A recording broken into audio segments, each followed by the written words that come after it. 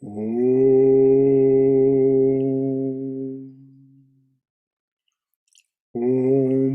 Sahana Vavatu Sahano Bhunaktu Saha Viryam Karavavahai Tejasvina Vaditamastu Ma Vidvishavahai.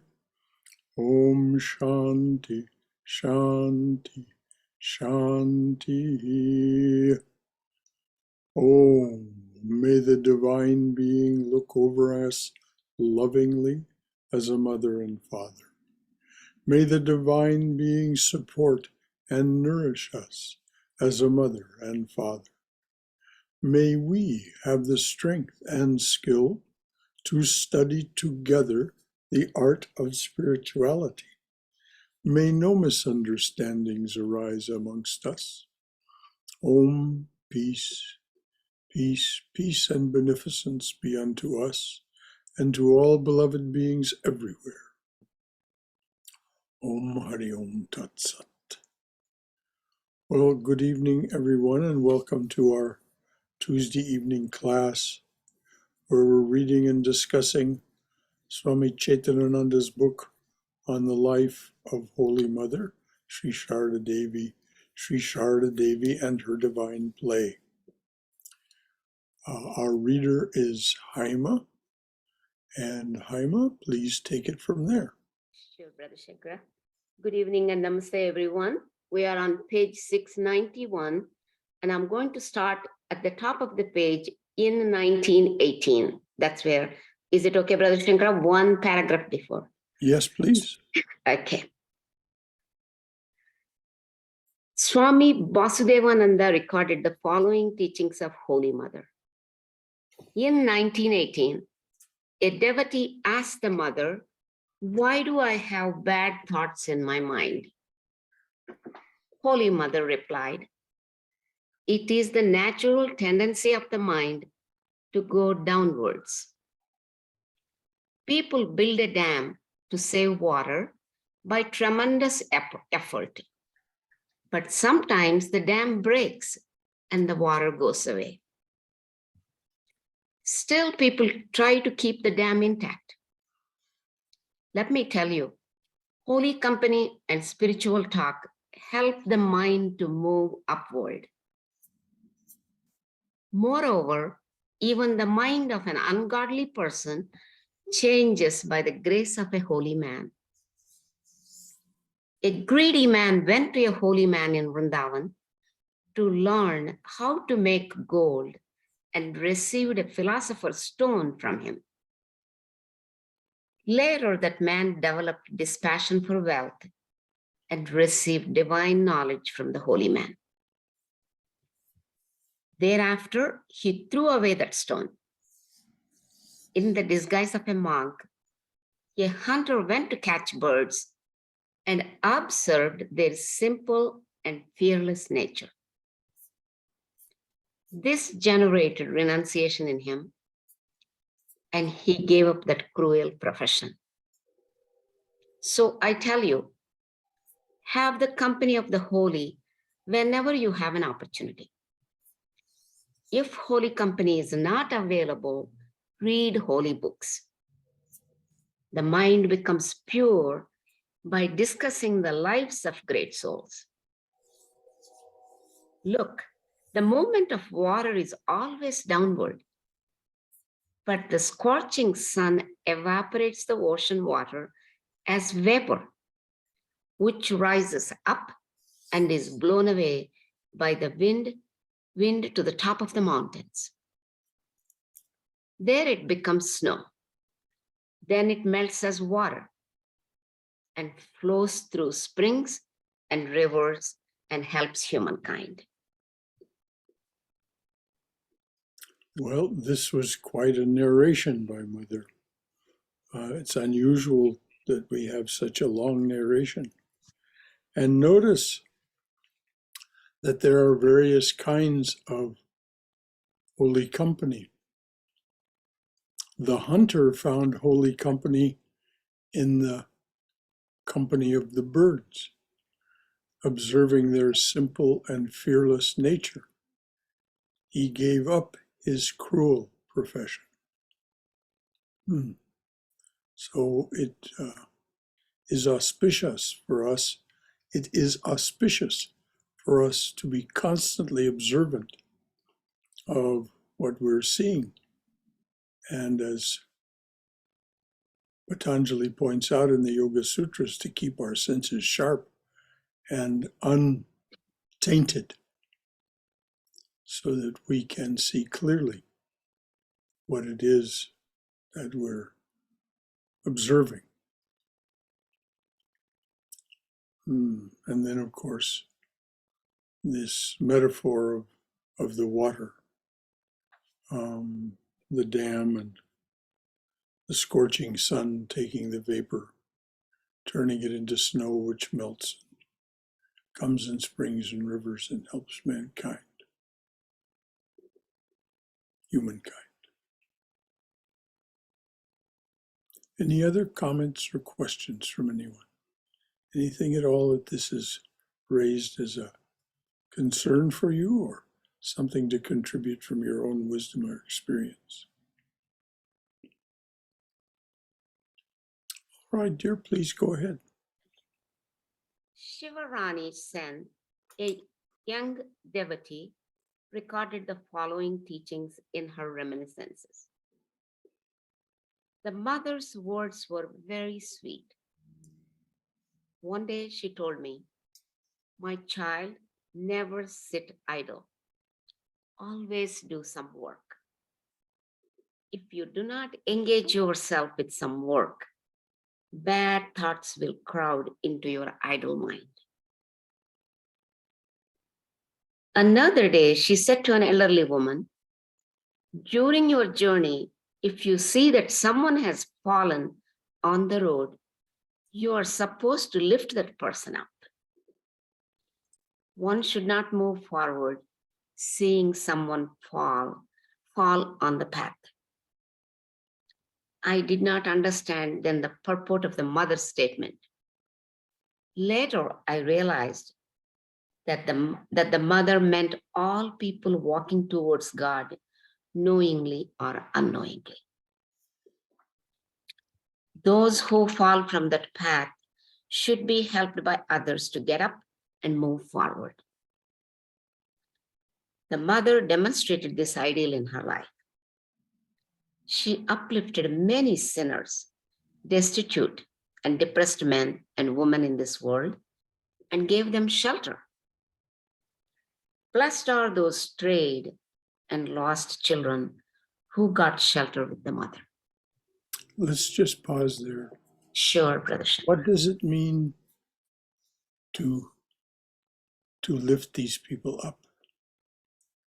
It means to be radiant in their presence, to be kind and sweet, even if they don't seem to deserve it at the moment, which is very hard. To be forbearing and kind and sweet when people are being difficult, it's very difficult. But this example of the mother saying, when you're walking along the road and you see someone fallen, you help them up. You don't just walk by and say, well, that's their karma, that's their business. No, you do something. And Swami Prabhavananda said, people have a right to their pain and suffering. Do not try to remove it. Sustain and comfort. So that's the direction that the mother, the fact that someone has fallen and has even injured themselves, well, there's nothing you can do about that.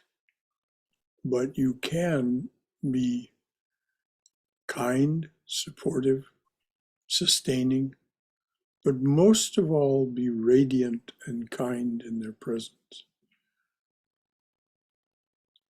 Be grateful for their opportunity to serve them, as Swami Vivekananda points out.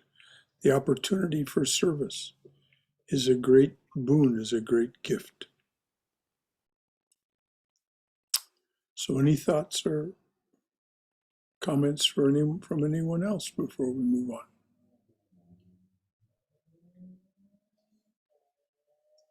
All right, dear. Sure. The mother was very shy. If boys were 15 or 16 years old, she considered them as men and wore a long veil in front of them. She said, modesty is the best ornament of women. Women do not look good without shyness and decorum.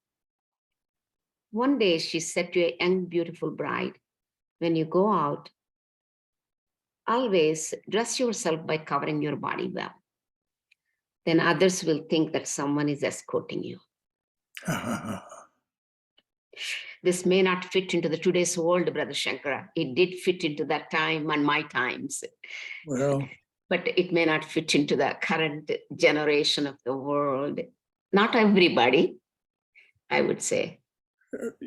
But this is true. It's true. This is the end of the Kali Yuga, and Dharma, all of Dharma, has been the cow of Dharma has no legs, is lying flat on its chest and belly. Mother is right. I agree with her. It's like somebody is escorting you because you fully feel safer. That's what she means, underlying message. You feel much safer, protected. Not only that, but if you are modest in that way, exactly, you are being. It's like Draupadi, exactly, when she was trying. There were the totally Kauravas were trying to disrobe her and shame her in front of her own family. Mm-hmm. Krishna said, think, have you ever given anyone any cloth? And she remembered a tiny incident. And so Krishna made it so that no matter how long they pulled on her garment, there was more, there was more, there was more. So this modesty, this sense of self-worth, that you don't need to flaunt or advertise yourself. That's what these young people are doing. And it isn't just women, it's men too. They're flaunting themselves, they're advertising.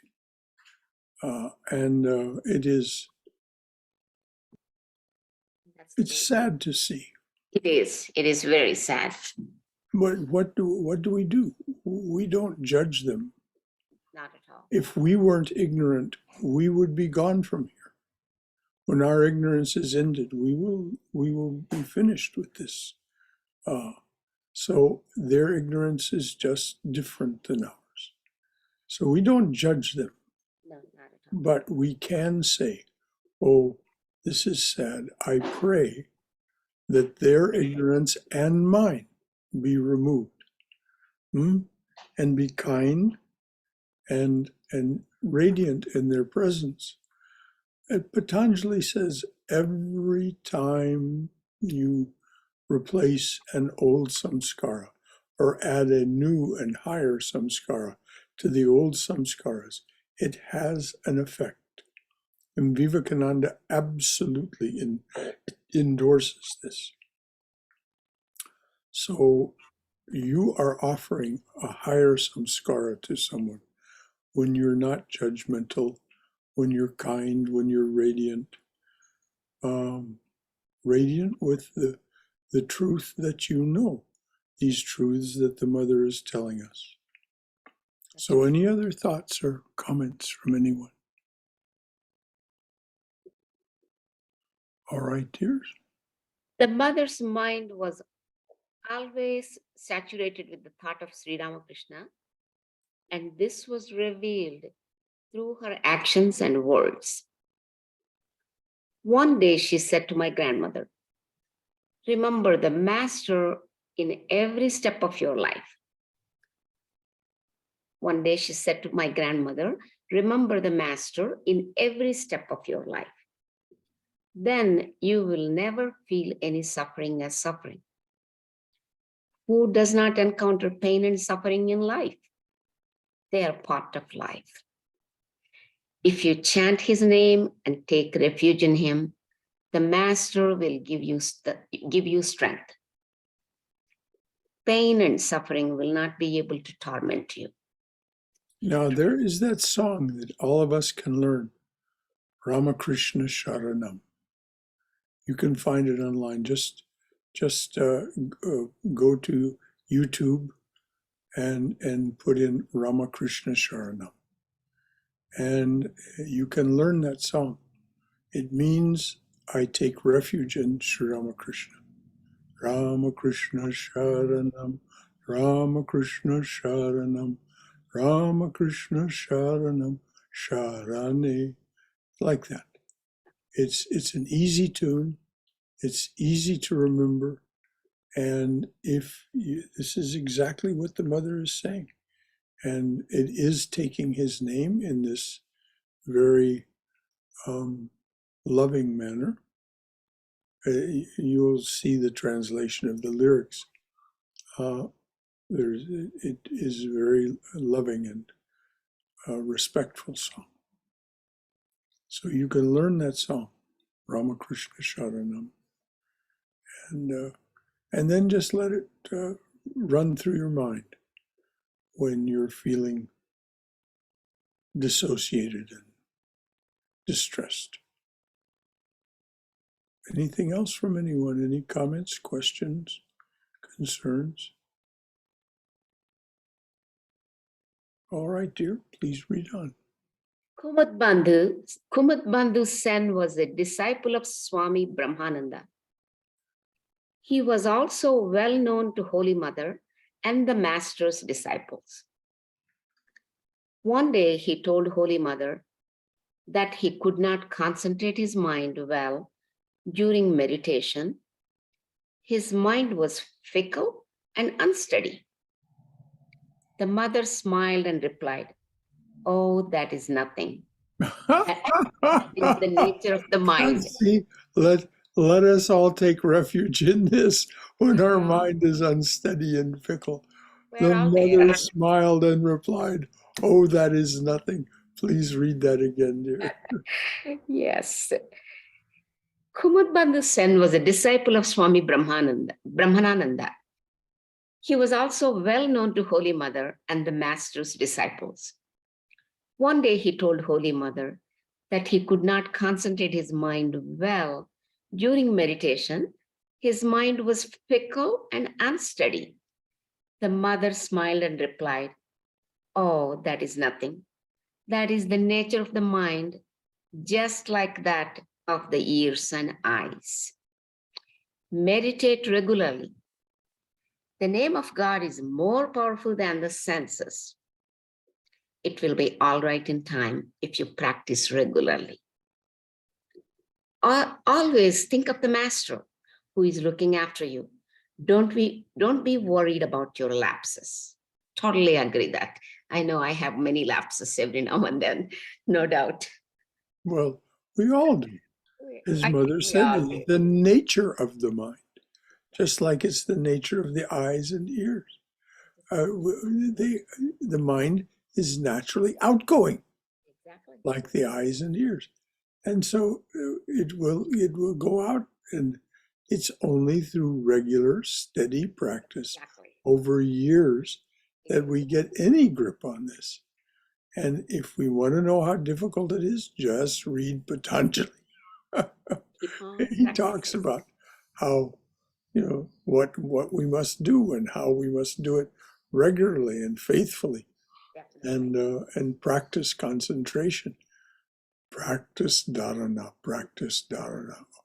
Very, very difficult. And the precursor to dharana is pratyahara, learning to ignore the invitations of the senses when they want us to go outward, and even the memories of them that reside in our waking state, our active subconscious and our latent subconscious. All these samskaras are there, and the gunas are constantly brushing against them and giving them, apparently giving them life. It's the gunas that are alive, not the samskaras, but they seem to come alive because they're brushed against by the gunas. And so we have these thoughts, feelings, perceptions, experiences. Well, pratyahara and dharana, continual practice, will indeed. Don't be worried about your lapses. Worrying is just another distraction. It's just another way to distract ourselves from what we should be doing. Rather than worrying, go back to what you were doing, or whatever else is that's at hand. But don't, it's inauspicious to spend time worrying. Any comments or questions or concerns from anyone? All right, dear. Kumud asked, Mother, bless me that I may practice regularly. Holy Mother responded with a kind smile. Be sincere in your practice, words, and deeds. You will feel how blessed you are. His blessing is always on all creatures of the earth. It is needless to ask for it. Practice meditation sincerely, and then you will understand his infinite grace. God wants... Read that again, please, dear. Sure. Read Kumud's question. Kumud asked, Mother, bless me that I may practice regularly. Holy Mother responded with a kind smile. Be sincere in your practice, words, and deeds. Now notice, be sincere in your practice, in your words and deeds. As Swami Swahananda said, the only true measure of spiritual progress is change in behavior. So be sincere and kind in your words and deeds. Please, dear. You will feel how blessed you are. His blessing is always on all creatures of the earth. It is needless to ask for it. Practice meditation sincerely, and then you will understand his infinite grace. God wants sincerity, truthfulness, and love. Outward verbal effusiveness does not touch him. Observe punctuality of time in your practice. Take his name and utter the mantra while concentrating your mind with all your might.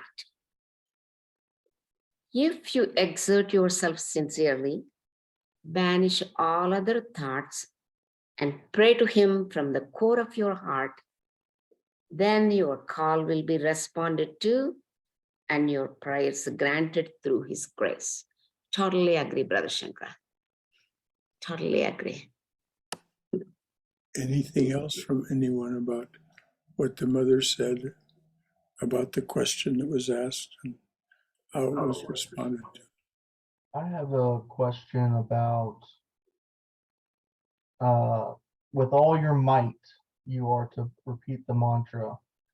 What if that, can you rephrase that in a way? Because when I think might, I go back to my wrestling days. Sure. No. I would be very intense with that exercise. Yes. All right.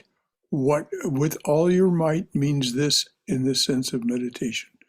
When you find your mind has wandered, as it naturally will do, when you find it has been drawn outward, resolutely return it to your practice. Not angrily. Don't be angry with yourself or impatient with yourself. Why be impatient with the nature of Maya? It does us no good to be impatient, but we can be resolute. That's the word that I would say as a translation for all your might would be with deep resolution. I'm not going to allow myself to be distracted. So you go back to what you were doing.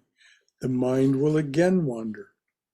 And we just heard from the mother about that. Don't worry about it. It's the nature of the mind. By all means, don't worry about it. Simply return to your practice resolutely with firm conviction that if I keep this up, I will achieve results. And every one of the great teachers, whether it be from the Upanishads, whether it be from the Swamis, whether it be from Christ, what does Christ say? Seek ye first the kingdom of God, and all else shall be added unto you. Ask, and ye shall receive. Knock, and it shall be opened unto you. If you ask your Father for bread, will he give you a stone? If you ask for a fish, will he give you a serpent? No. So this is what the Holy Mother is talking about. Just ask, she says. Ask sincerely in your prayer, and you will find that the answer comes. And when the mind wanders, this practice this with all your might means, as I understand it, with great resolve. And the word she uses over and over is sincerity. With the expectation, the sincere expectation that if I do this, something wonderful will happen. It may not happen today, it may not happen tomorrow, but it will happen. Thank you, Josh, for asking the question. Anything else from anyone?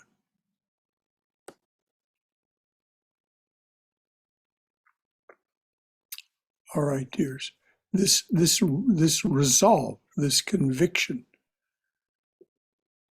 is the deep meaning, along with the word faith, of Shraddha. Shraddha. This unbending resolve, this conviction that this will work. The scriptures say so, my teacher says so, Holy Mother says so, Krishna says so in the Gita. Arjuna asks, he says, oh, how can I control the mind? I swear the wind is no wilder than the mind.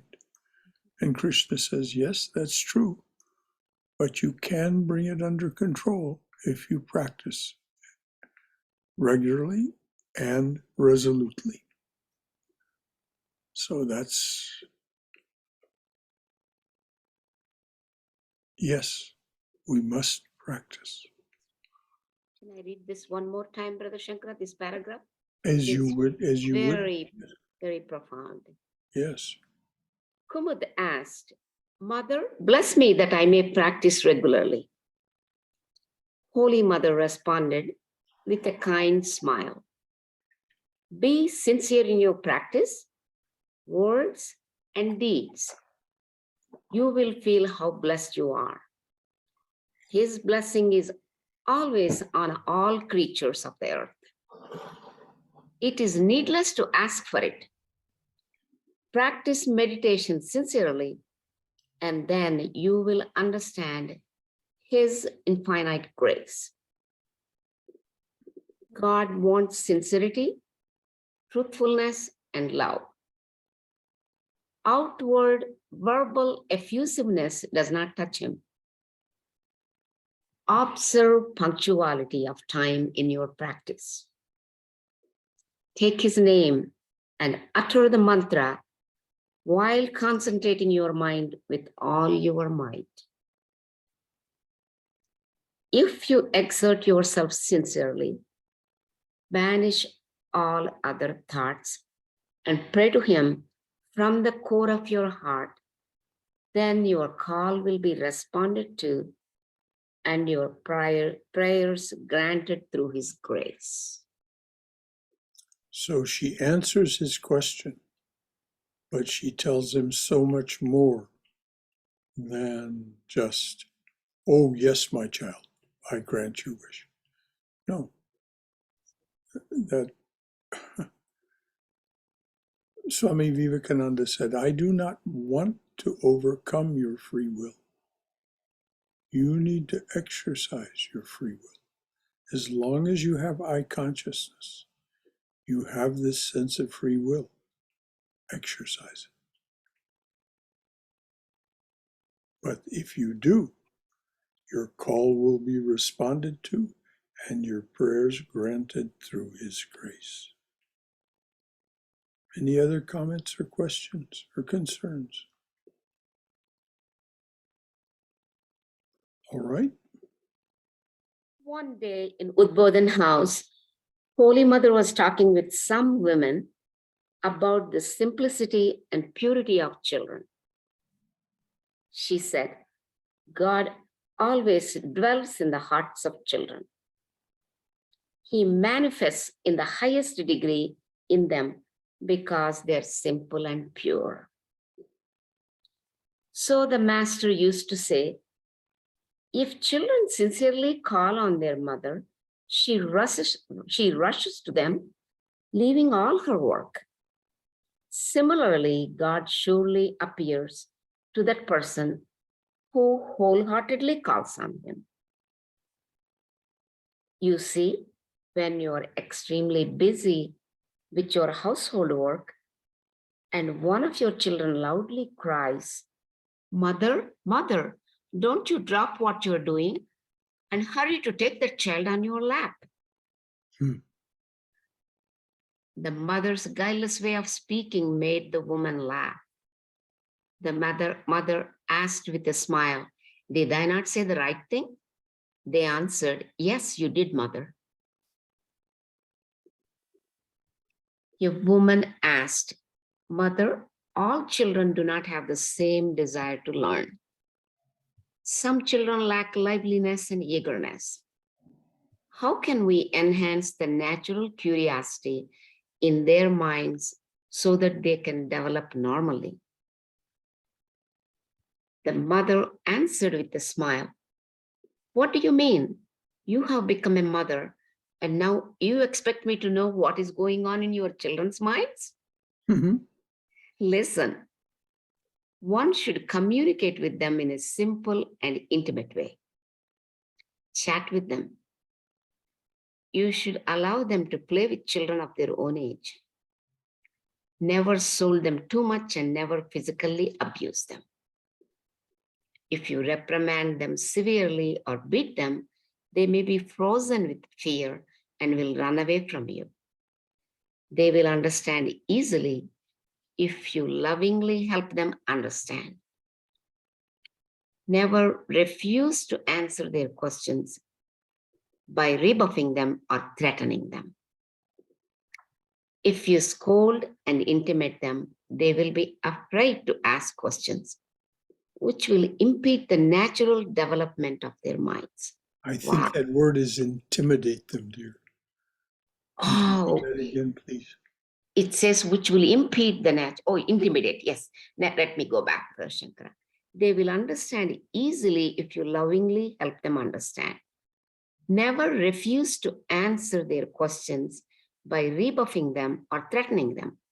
If you scold and intimidate them, they will be afraid to ask questions, which will impede the natural development of their minds.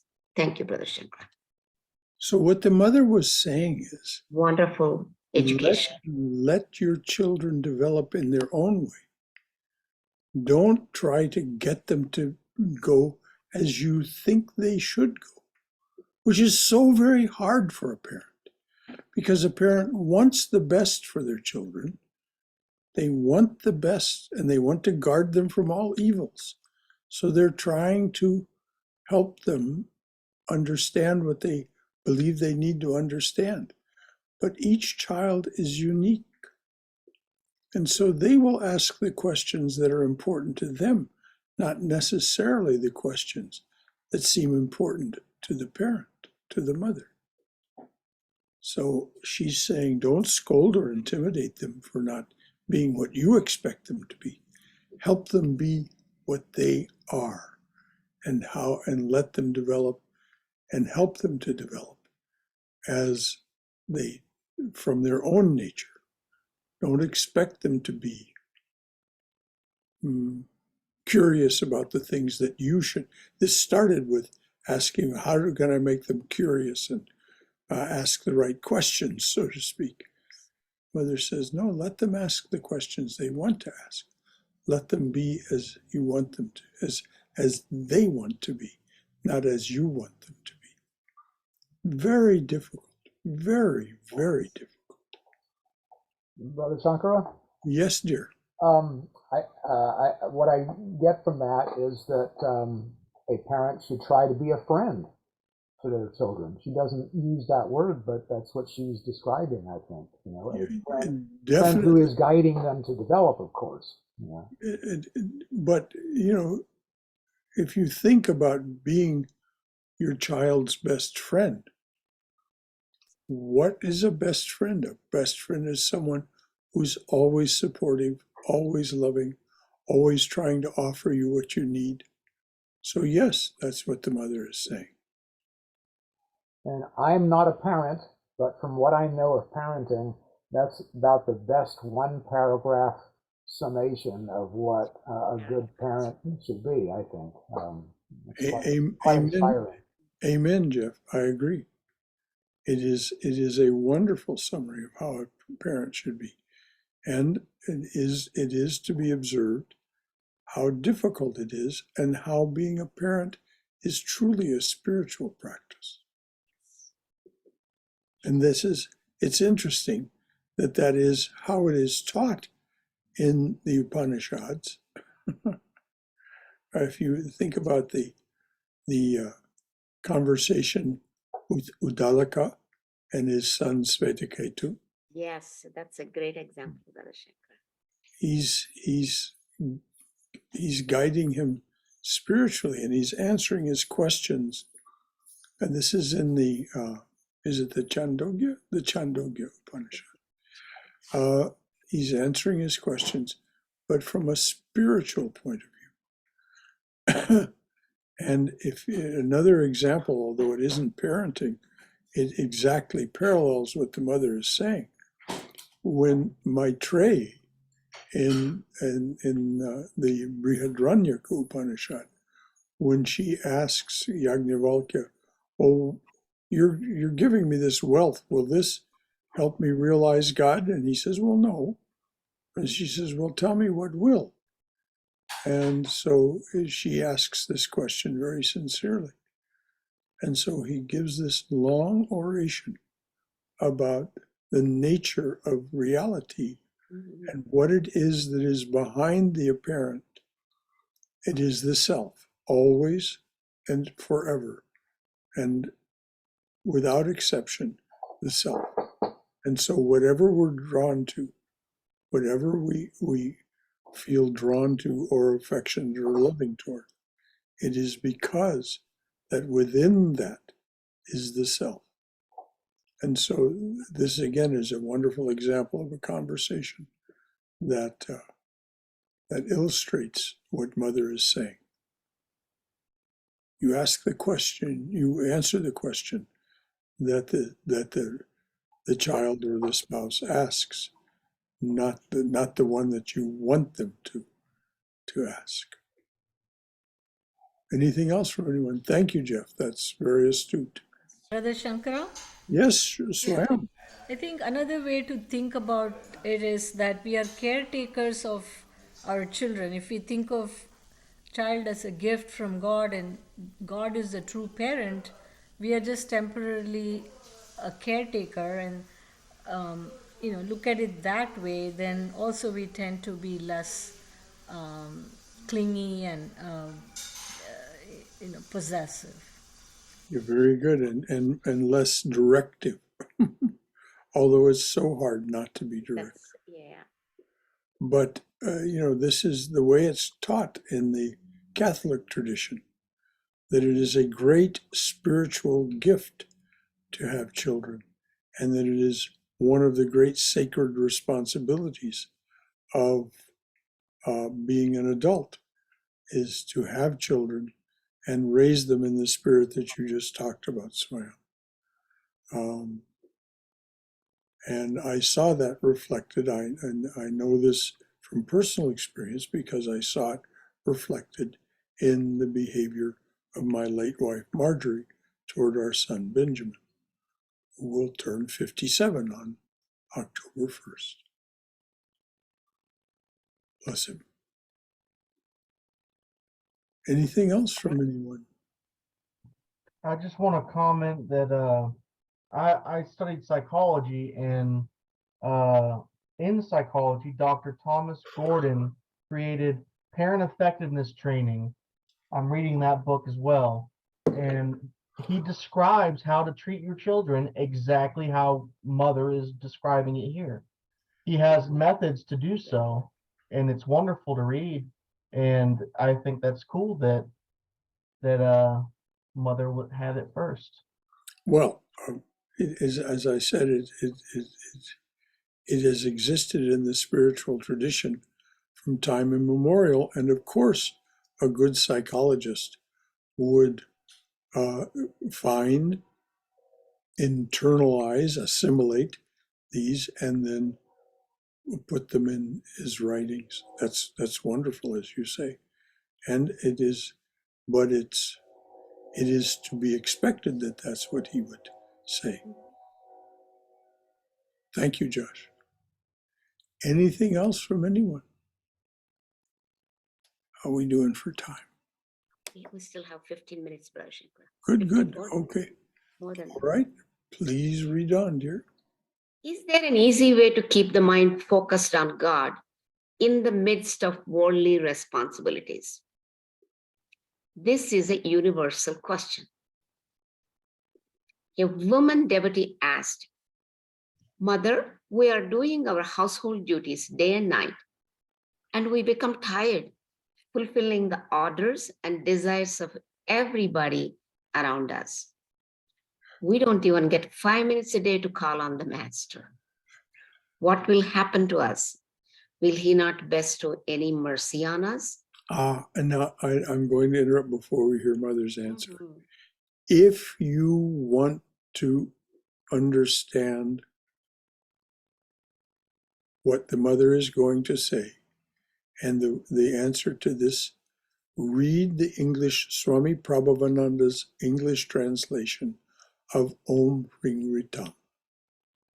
You will see this is exactly what Vivekananda gives voice to, this exactly what this woman is saying, and then see what the response is and how to take refuge.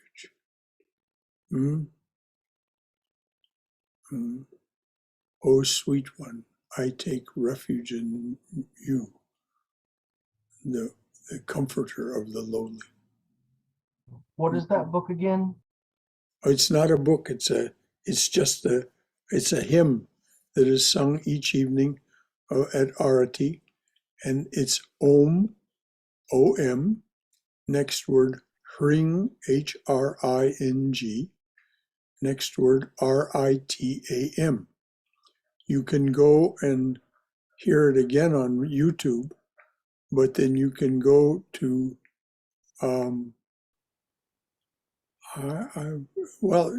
Josh, just send me a request by email, and I'll send you the Swami Prabhavananda's translation of the lyrics. Okay, I will. But you can go listen to it. It's a beautiful, beautiful hymn, written by Swami Vivekananda. Anything else from anyone before we hear how Mother answers this? Okay, read the question. I just have one comment, Brother Shankar. Actually, we don't have to set 5 minutes aside to chant the master's name while we are doing sincerely our worldly duties and household work. We can always have it in the mind every now and then, we could chant it too. You may find that is what the mother responds, but we'll see. Oh, really? Let me see. Please, Let me please read this very heart-touching question as put by this devotee. You want me to question? Okay, I will read. Is there any easy way to keep the mind focused on God in the midst of worldly responsibilities? This is a universal question.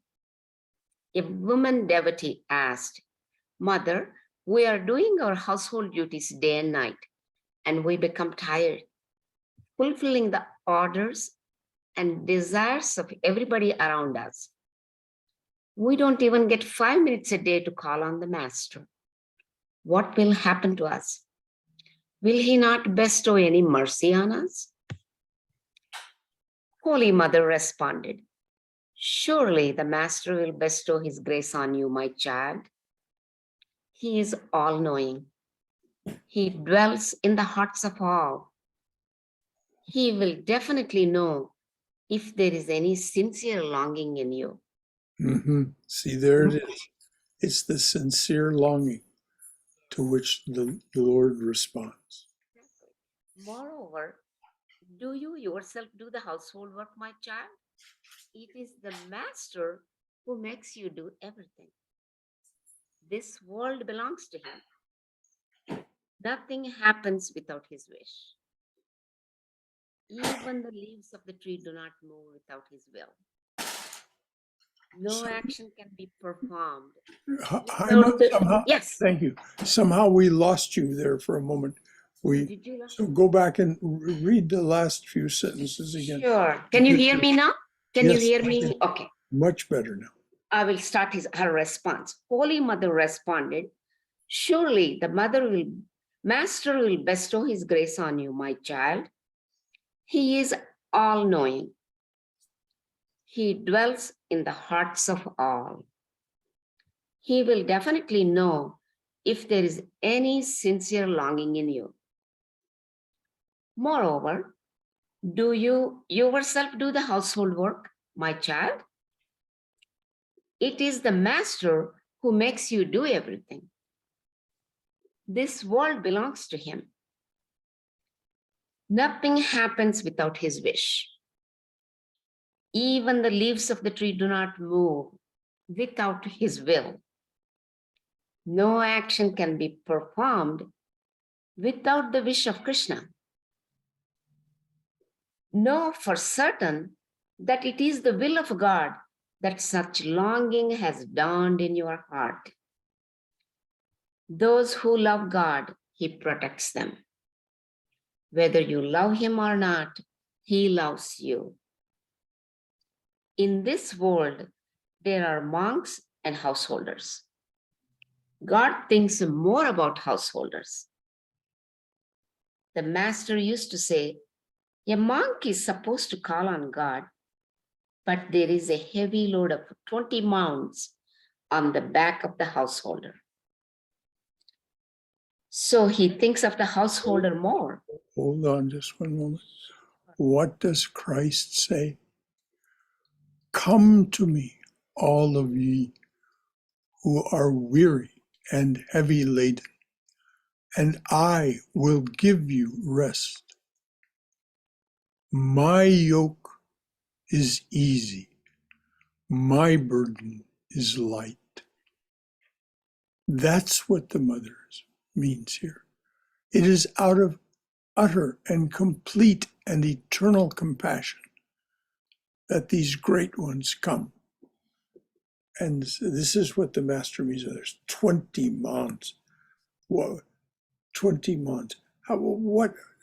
Translate that into what we would think of as English weight or American weight. 20 mons. Anyone can do that? What does 20 mons sound like in pounds? Let me check, see if I can find 20 mons. Well, if you don't know, it's all right. It's heavy and you can't. We can always check on Google, Brother Shankara. Well, it's all Google. right. We don't need to take time. Sure, But okay. in any We'll get case, you can bet it's heavy. There's a load of 20 mons on the back of the householder. So he thinks of the householder more. Okay? have a little recollectedness of the Master. Call on him with a longing heart. Think of and reflect on him. At the end of the day, call on him shedding 2 tears. My child, what do you have other than those 2 teardrops? Hmm. Everything in this world belongs to him. But those 2 teardrops are yours. Please offer them to the Master. He will be tied by your love. Now notice, he will be tied by your love. This is also expressed in that Om Ring Ritam sound. My child, don't be afraid. This time the Master came to make an easy path to realizing God. Your voice dropped again, dear. Yeah. So read from My Child again. Okay, my child, don't be afraid. This time the Master came to make an easy path to realizing God. Now, this time the Master came to make an easy path to realizing God. Actually, you can say ever since Christ, this has been going on. Christ made an easy path. Chaitanya made an easy path. Shankaracharya, not so much. But Shankaracharya is not for everyone. These others, and it's recognized as such. And we can even include the Buddha. And the Buddha also made an easy path. It's hard to get your mind around in the beginning what it is that he's deeply saying. But if you were listening to Gareth Young when he spoke a couple of Sundays ago, it definitely can be done. And again, it's a matter of practice. But this time, Sri Ramakrishna came to make it very easy indeed. And the Master verbalized it by saying it this way: practice just a little, practice just a little, and someone will come forward to help you. And every devotee that I know that has practiced, as Swami Prabhavananda used to say, those of you who come here and stick on, and by that he meant stay for at least a couple of years. Those of you who come here and stick on are here by the direct will of the Master. And then those devotees will tell you that though it was not easy, it was much easier than life in the world, much easier than achieving success in the world to achieve success in spiritual life. So how are we doing for time? About 6 minutes. Okay. 6 minutes. Any comment or question from anyone before we read on for another couple of minutes? All right, dear, please read on. A woman devotee said, Mother, I have no peace of mind. I am fully consumed by domestic problems and sufferings. When I come here, I get a little peace talking to you. Seeing her tears, the mother said, You are forgetting, my child, that everything is happening by the will of the Master. It is by his will that you have come to me. Love God and teach your children also to love him. Let them learn to love God, knowing he is their own. When a jiva comes to the world, that person comes with his or her past karma. So we see that some people love God from their early years.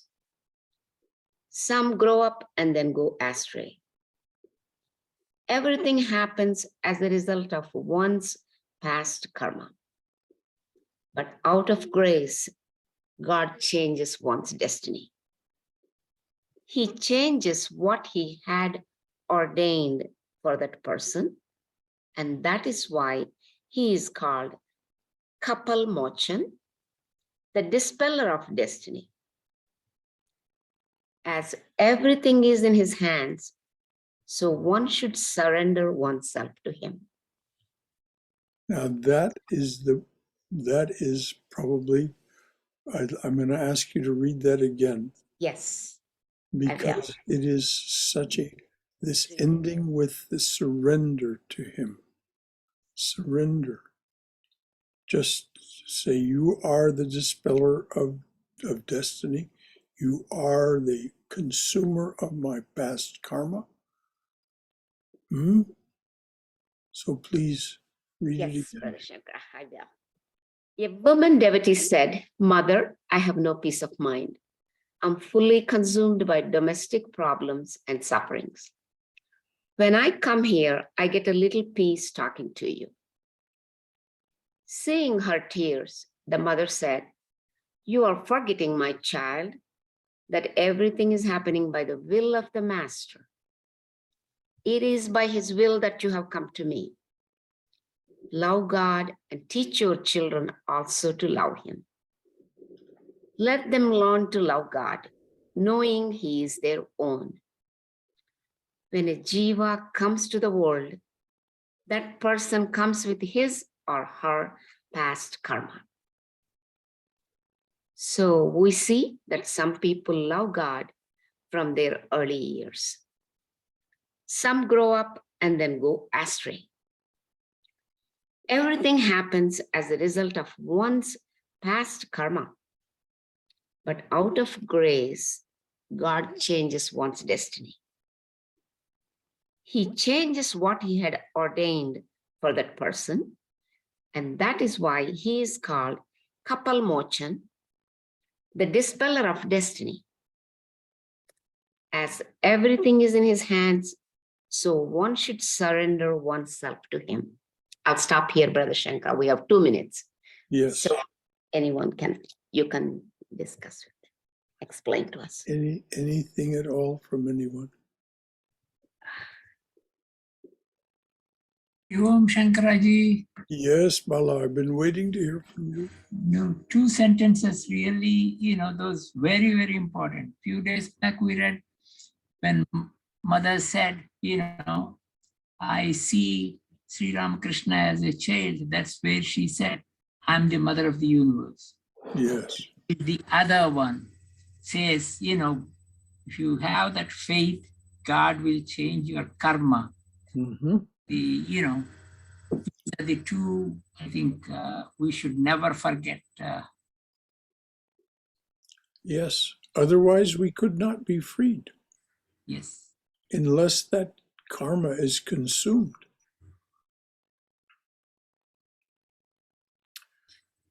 In the evening hymn written by Vivekananda, Breaker of This World's Chain, the very title tells you, breaker of this world's chain, the chain of karma. But in the middle of the hymn is, how great was thy sacrifice, freely choosing thy birth in this prison, our iron age, to unchain us and set us free. So he has come to the prison that Maya has, with our